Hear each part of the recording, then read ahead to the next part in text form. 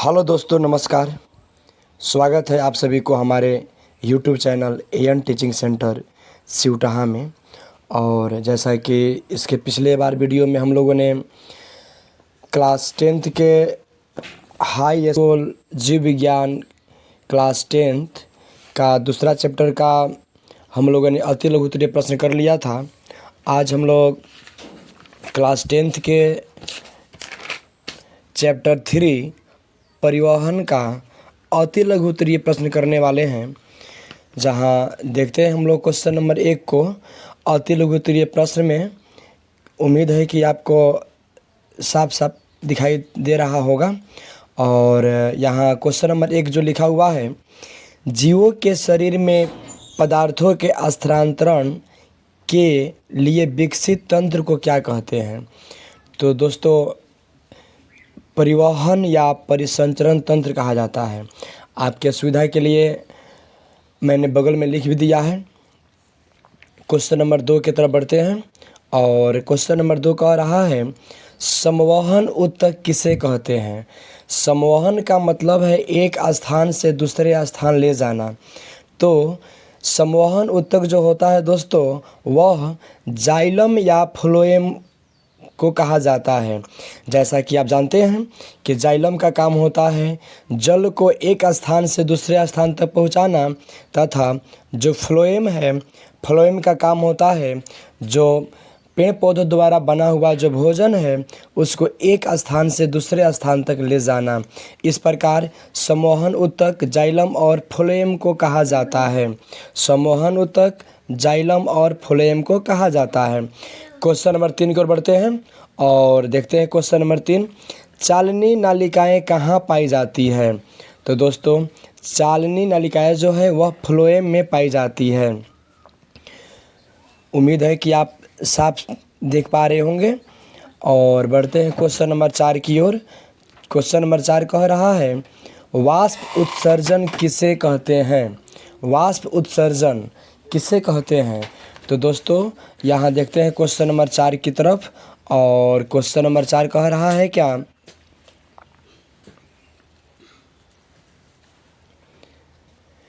जिस क्रिया द्वारा पेड़ पौधों के वातरंध्रों से जल का वाष्पन होता है उसे वाष्प उत्सर्जन कहते हैं।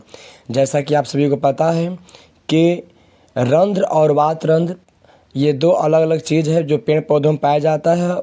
और जो वातरंध्र होता है वह पेड़ पौधे के कठोर तना में पाया जाता है। और बढ़ते हैं क्वेश्चन नंबर नेक्स्ट की तरफ और आते हैं क्वेश्चन नंबर 5, स्थानांतरण क्या है।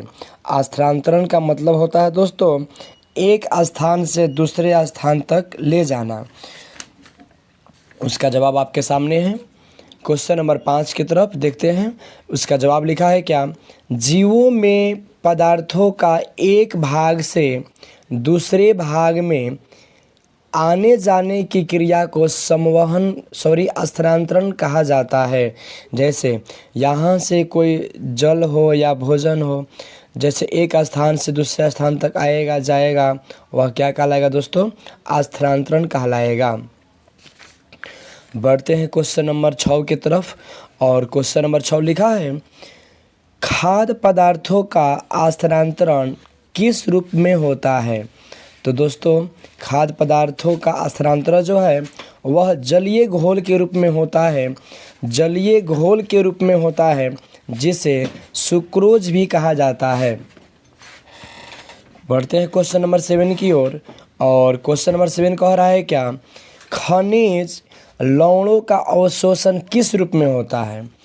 तो दोस्तों, खनिज लवणों का जो अवशोषण होता है वह आयन के रूप में या आयनन के रूप में होता है।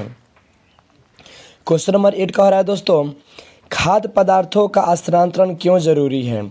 तो खाद्य पदार्थों का स्थानांतरण जो है वह वृद्धि के लिए जरूरी है, वृद्धि के लिए जरूरी है। क्वेश्चन नंबर 9, रक्त के विभिन्न अवयवों के नाम लिखें। तो दोस्तों, जैसा कि आपको पता है जो रक्त है वह तरल संयोजी ऊतक होता है और रक्त एक क्षार है। लेकिन क्वेश्चन हमारा कह रहा है क्या, रक्त के विभिन्न अवयव, यानी कौन कौन अवयव है रक्त के, तो उसका जवाब की तरफ बढ़ते हैं। और क्वेश्चन नंबर 9 का जवाब होगा रक्त के विभिन्न अवयव प्लाज्मा है, आरबीसी है, red blood cell, WBC, white blood cell और प्लेटलेट्स होते हैं। क्वेश्चन नंबर नेक्स्ट की ओर देखते हैं। और क्वेश्चन नंबर नेक्स्ट कह रहा है क्या, रक्त परिसंचरण तंत्र के 3 अवयव के नाम लिखें। रक्त परिसंचरण तंत्र के 3 अवयव कौन कौन हैं दोस्तों, यहाँ देखते हैं। रक्त परिसंचरण तंत्र के 3 अवयव, एक रुधिर होता है, दूसरा हृदय होता है और तीसरा रक्तवाहिनी होता है। रुधिर, हृदय और रक्तवाहिनी। बढ़ते क्वेश्चन नंबर 11 की तरफ। और क्वेश्चन नंबर 11 कह रहा है क्या, रक्त किस प्रकार का ऊतक है। तो मैंने पीछे भी बताया था कि रक्त जो है वह तरल संयोजी ऊतक है, जिसका रक्त का रंग लाल क्यों होता है, किसके कारण लाल होता है दोस्तों, हीमोग्लोबिन के कारण। और रक्त जो है यह एक क्षार है। क्वेश्चन नंबर 12 की ओर बढ़ते हैं। लाल रक्त कोशिकाओं का निर्माण शरीर में कहाँ होता है। लाल रक्त कोशिकाओं का निर्माण शरीर में कहाँ होता है, तो इसका उत्तर होगा दोस्तों अस्थि मज्जा में। अस्थि मज्जा में। क्वेश्चन नंबर 13 की ओर बढ़ते हैं। और क्वेश्चन नंबर 13 कह रहा है, मनुष्य में लाल और श्वेत रक्त कोशिकाओं में कौन दूसरे की अपेक्षा बहुत कम होता है।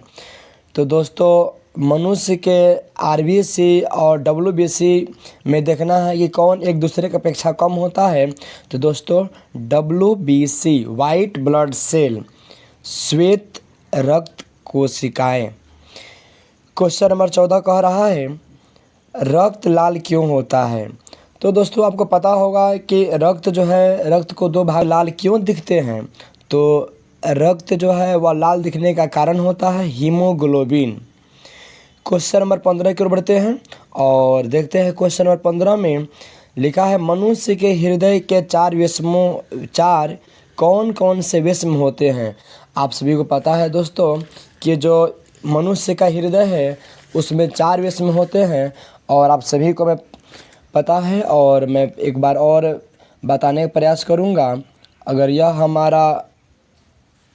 यह दोस्तों हमारा हृदय है तो इसको 4 भागों में बांटा गया है, जिससे इसको बोलते हैं राइट साइड और ये है लेफ्ट साइड। यहाँ ये कहलाता है दायां आलिंद और ये कहलाता है बायां आलिंद। ये होगा आपका दायां आलिंद और ये हुआ बायां आलिंद। ये नीचे जो होता है यहाँ कपाट होता है त्रिकपाट, और इधर मिलेगा आपको द्विकपाट। यहाँ चंद्राकार एक संरचना होता है। ये दाहिने साइड में ये कहलाता है आलिंद और नीचे वाला कहलाता है नीलय। ये जो कपाट देख रहे हैं इसका काम है, जो ब्लड आलिंद से नीलय में जाता है तो फिर नीलय से आलिंद में जाने से रोकता है, ये इसका काम है। जब ब्लड यहाँ से आएगा ये कपाट जो है फिर बंद हो जाता है, तो नीलय से आलिंद में जाने से अवरोध उत्पन्न हो जाता है। इस प्रकार दोस्तों हमारा क्वेश्चन जो था, मनुष्य के हृदय में 4 कौन कौन से विषम होते हैं, तो हम लोग दोस्तों लिखेंगे दायां आलिंद, दायां नीलय, बायां आलिंद, बायां नीलय, ये 4 होगा। यहाँ सुविधा के लिए लिख दिया गया है।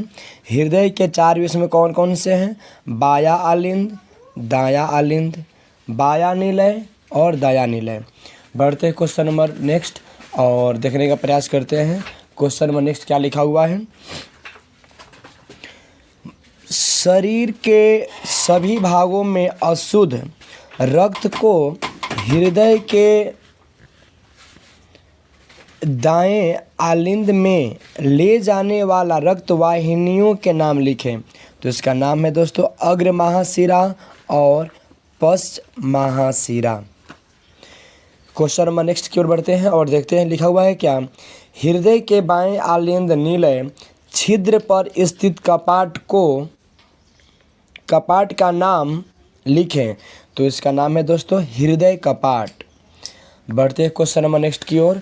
और क्वेश्चन नंबर जी दोस्तों, अब देखते हैं क्वेश्चन नंबर 18 को।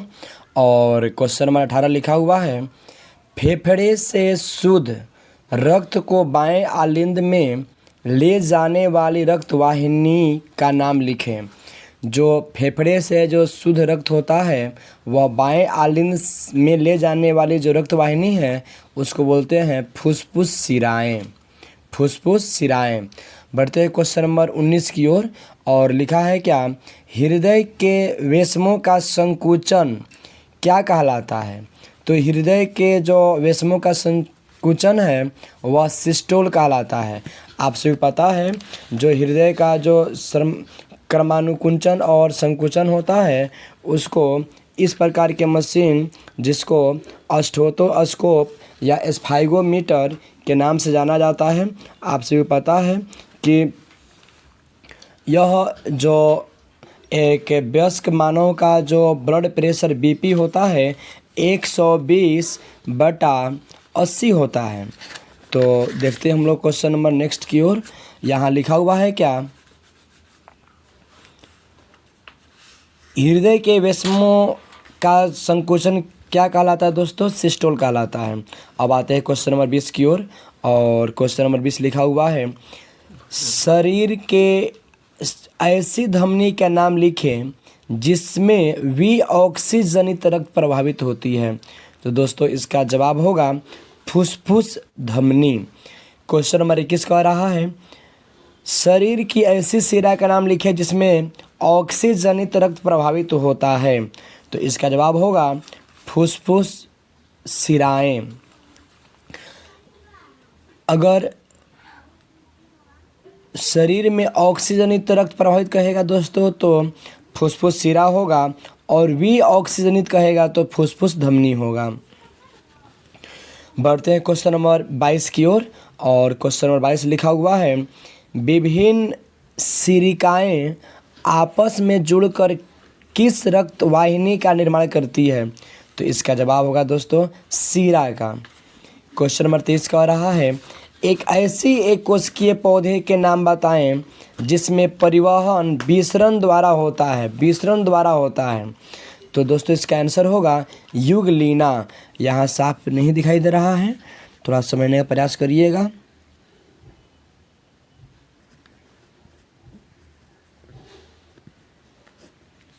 युगलीना। क्वेश्चन नंबर 24 को बढ़ते हैं। और क्वेश्चन नंबर 24 लिखा हुआ है, पौधों में जल तथा खाद्य पदार्थों का स्थानांतरण। इसके पहले भी मैंने बताया था दोस्तों, स्थानांतरण का मतलब होता है एक स्थान से दूसरे स्थान तक ले जाना। करने वाले उत्तक को क्या कहते हैं, तो इसको बोलते हैं समवाहक उत्तक। क्वेश्चन नंबर 25 कह रहा है, जल समवाहक उत्तक में पाए जाने वाली लंबी तथा बेलनाकार नलिकाएं क्या कहलाती है। तो ये कहलाती है वाहिकाएं। वाहिकाएं। क्वेश्चन नंबर 26, जाइलम तथा फ्लोएम में किसकी कोशिकाएं मृत होती है। तो दोस्तों मैंने क्वेश्चन नंबर 3 में बताया भी था जाइलम और फ्लोएम के बारे में। आप सभी को पता है जाइलम का काम होता है जल को अवशोषित करके एक स्थान से दूसरे स्थान तक ले जाना, जबकि फ्लोएम का काम होता है जो पेड़ पौधे द्वारा बना हुआ खाद्य पदार्थ है उसको एक स्थान से दूसरे स्थान तक ले जाना। लेकिन क्वेश्चन नंबर 26 कह रहा है दोस्तों, जाइलम तथा फ्लोएम में किसकी कोशिकाएं मृत होती है, माने मरी हुई होती है। तो इसका जवाब होगा दोस्तों जाइलम की। जाइलम की। क्वेश्चन नंबर 27 की ओर बढ़ते हैं। और क्वेश्चन नंबर 27 कह रहा है, जाइलम तथा फ्लोएम में कौन सा संवहन उत्तक खाद्य पदार्थों का स्थानांतरण करता है। चलिए दोस्तों आप सभी जवाब देंगे। अभी यहाँ क्वेश्चन कह रहा है कि जो पेड़ पौधों में बना हुआ खाद्य पदार्थ होता है उसका स्थानांतरण एक स्थान से दूसरे स्थान तक कौन करता है, जाइलम या फ्लोएम। तो दोस्तों फ्लोएम करिएगा। जाइलम का तो काम होता है जल का स्थानांतरण करना, लेकिन फ्लोएम का काम होता है खाद्य पदार्थों का संवहन करना। क्वेश्चन नंबर 28 की ओर बढ़ते हैं। और क्वेश्चन नंबर 28 लिखा हुआ है, पौधों में जल खनिज लवण और खाद्य पदार्थों को पौधों के शीर्ष भागों तक पहुंचाने वाली क्रिया क्या कहलाती है? तो कहलाएगी दोस्तों स्थानांतरण। क्या कहलाएगी दोस्तों? स्थानांतरण, मतलब एक स्थान से दूसरे स्थान तक पहुंचाना, ले जाना। क्वेश्चन नंबर 29 कह रहा है रुधिर, रक्त या रुधिर किस प्रकार का ऊतक है? तो रक्त या रुधिर जो है वह तरल संयोजी ऊतक है जो क्षार के रूप में पाया जाता है। क्वेश्चन नंबर 30 कह रहा है दोस्तों दायां और बायां आलिंद एक दूसरों से किस रचना के द्वारा अलग होते हैं? तो दायां आलिंद और बायां आलिंद एक दूसरे से सेप्टम के द्वारा अलग होता है। क्वेश्चन नंबर 31 उस शिरा का नाम बताएं जिसमें शुद्ध या ऑक्सीजनित रक्त का प्रभाव होता है। तो रक्त जो शुद्ध रक्त का प्रवाह करता है उसका नाम है फुफ्फुस शिरा। क्वेश्चन नंबर 32 को बढ़ते हैं और क्वेश्चन नंबर 32 कह रहा है वैसा रक्त प्लाज्मा जिसमें लाल रक्त कोशिकाएं नहीं पाई जाती है क्या कहलाता है? तो वैसा रक्त प्लाज्मा एक चिपचिपा पदार्थ होता है जिसमें कह रहा है कि जिसमें लाल रक्त कोशिका नहीं पाई जाती, उसका नाम है लसिका। और आप सभी को पता है दोस्तों लसिका जो होता है वह रंगहीन होता है, उसका कोई रंग नहीं होता है। क्वेश्चन नंबर 32 को बढ़ते हैं और क्वेश्चन नंबर 33 को बढ़ते हैं। क्वेश्चन नंबर 33 कह रहा है दोस्तों रक्त का संचार ज़्यादा दबाव से किस में होता है? धमनी में होता है या शिरा में होता है? तो सबसे अधिक दोस्तों रक्त का दबाव होता है वह धमनी में होता है। किस में होता है दोस्तों? धमनी में होता है।